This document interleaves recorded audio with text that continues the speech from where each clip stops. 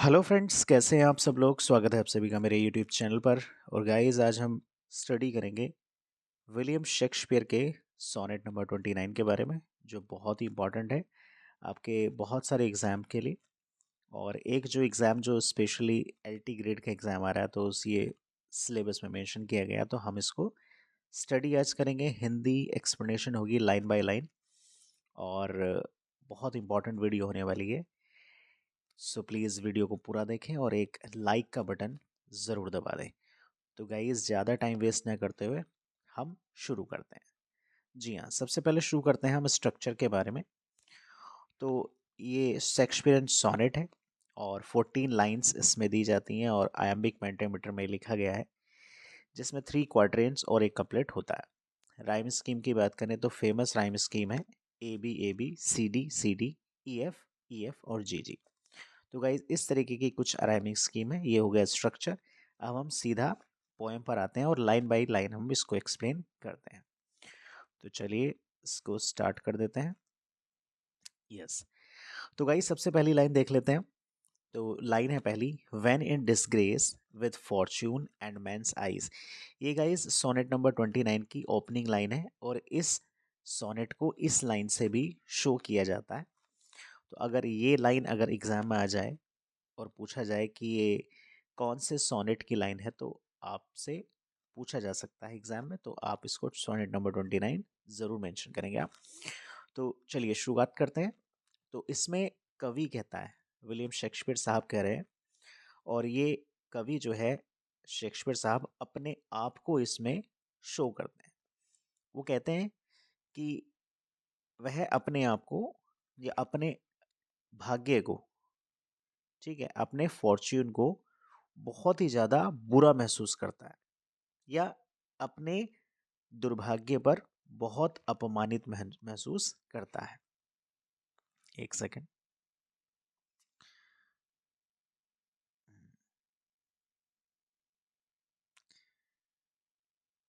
Okay. तो इसमें जो लाइन है, when in disgrace with fortune and man size, तो इसमें राइटर जो है अपने दुर्भाग्य को या अपने दुर्भाग्य के कारण अपने आप को बहुत अपमानित से या दुखी महसूस करता है। चलिए इसको लेट इट बी ऐसे ही रहने देते हैं, ठीक है। आई all alone beweep my outcast state. और आगे कवि कहता है कि वह दूसरे व्यक्तियों की नज़रों में, ऑल में एंड मैंस आइज का मतलब क्या था, दूसरे व्यक्तियों की नज़रों में अपने दुर्भाग्य को सोचकर, महसूस करके बहुत दुखी महसूस करता है। And I all alone beweep my outcast state. और वह अपनी बहिष्कृत अवस्था, जब भी वह अपनी बहिष्कृत अवस्था के बारे में सोचता है, तो वह अत्यंत शोक में और दुखी में रो रहा होता है। Next line, and trouble deep heaven with my bootless cries. Shakespeare साहब कहते हैं कि वह बहुत तेज से चिल्लाता है अपनी परेशानियों को। वह बहुत तेज चिल्लाकर सुनाने की कोशिश करता है, और किसकी तरफ देखकर, हेवन की तरफ देखकर, ईश्वर की तरफ देखकर। लेकिन वो ईश्वर भी उसकी बातें सुन नहीं पा रहा, अर्थात वो बहरा हो गया है। और उसे लगता है ईश्वर को कि शायद मेरा जो रोना है वो एक व्यर्थ का है, बिना किसी इंपॉर्टेंस का है, यूजलेस है। तो बूटलेस क्राइज मतलब यूजलेस क्राइज। आगे बढ़ते हैं। And look upon myself and curses my fate.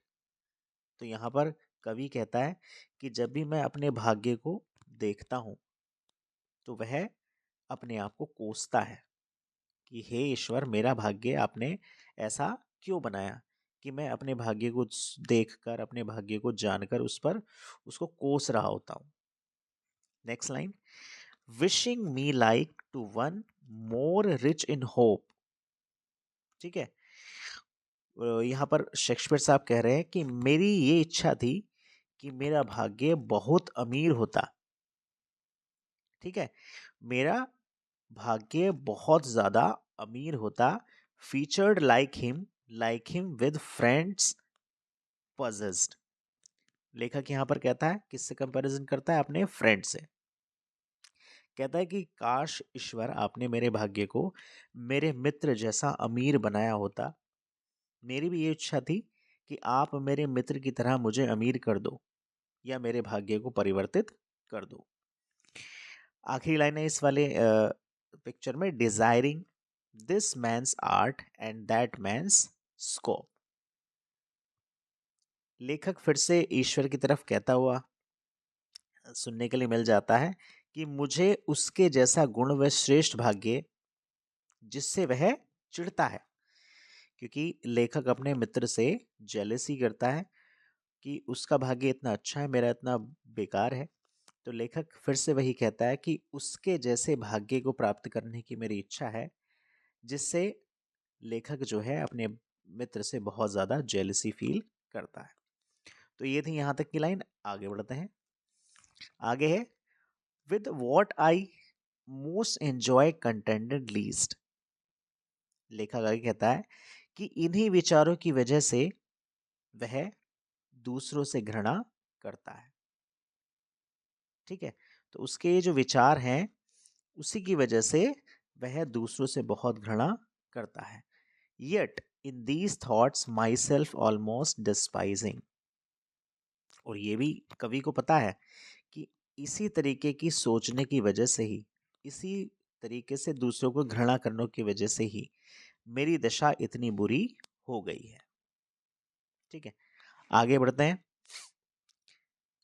Happily I think on thee and then my state like to the lark at break of day rising। लेकिन यहीं पर turning point आता है। लेकिन जैसे ही वह लार्क पक्षी को, स्काई लार्क पक्षी होता है जिसे उम्मीद का एक एक एक प्रकार से पेसिमिस्टिक जो फीलिंग होती है ना, उसको नकारने वाली, जिसे ऑप्टिमिस्टिक फीलिंग कहते हैं, उसका एक संकेतक होता है, ये माना जाता है। तो जैसे ही वह स्काई लार्क को गाता हुआ सुनता है, और कब गाता हुआ सुनता है, जैसे डे अराइज हो रहा हो, और जैसे ही वो उसे सुनता है जो कि एक प्रेम के गीत गा रहा है। ठीक है, तो जब वो स्काई लार्क को गीत गाते हुए सुनता है और उसके मुंह से जो आवाज आ रही है जैसे मानो प्रेम के गीत गा रहा हो, तो क्या होता है, from sullen earth sings hymns at heaven's gate. उसे लगता है कि उसके जो गीत हैं उसने कवि के जीवन में, वो शाम थी जो अंधेरा था, उसे उजाले में परिवर्तित कर दिया है। ठीक है, for the sweet love remembered such wealth brings.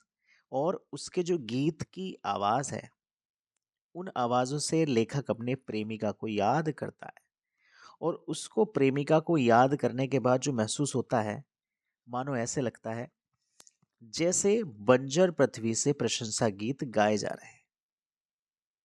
जैसे बंजर पृथ्वी से प्रशंसा गीत गाए जा रहे हैं, और जो कहाँ से महसूस हो रहे हैं, जैसे मानो स्वर्ग के द्वार पर सुने जा सकते हैं। ठीक है, that then I scorn to change my state with kings. और लेखक की जो एक सोच है, लेखक का जो भाव है, तुरंत बदल जाता है जब वो लार्क के गीत को सुनता है, और उसे अपनी प्रेमिका की याद आती है, और उस प्रेमिका की याद में वह इतना खो जाता है कि उसकी सारे दुख समाप्त हो जाते हैं। उसे जो अंधेरे जैसी रात थी उसके जीवन में, मानो वह उजाले में परिवर्तित हो जाती है। उसे जो पृथ्वी बंजर के रूप में प्रतीत हो रही थी, अब वो स्वर्ग के जैसे प्रतीत होती है, और गीत मानो स्वर्ग के द्वार से आ रहे हैं, उसे ऐसा महसूस होता है। और कभी अपने आप को इतना अमीर महसूस करता है कि मानो अब उसके सामने जो राजा का सिंहासन भी है वो भी उसे छोटा लगता है। मतलब अब उसे इतनी बड़ी अमीरी का एहसास होता है कि वह राजा के सिंहासन को भी ठोकर मारने के लिए तैयार हो जाता है। तो ये अमीरी उसे स्काई लार्क के गीत से महसूस होती है। तो गाइज ये थी इस सोनेट नंबर 29 की एक्सप्लेनेशन जो मैंने हिंदी में आपके सामने एक्सप्लेन की। होपफुली आपको ये एक्सप्लेनेशन समझ में आई होगी। अगर वीडियो पसंद आए तो इसको लाइक करें, शेयर करें, चैनल पर नए हो तो सब्सक्राइब करना बिल्कुल ना भूलें। मिलेंगे फिर से एक और नेक्स्ट वीडियो में नेक्स्ट कंटेंट के साथ। तब तक के लिए थैंक्स फॉर वॉचिंग। बने रहिए मेरे चैनल के साथ। बाय।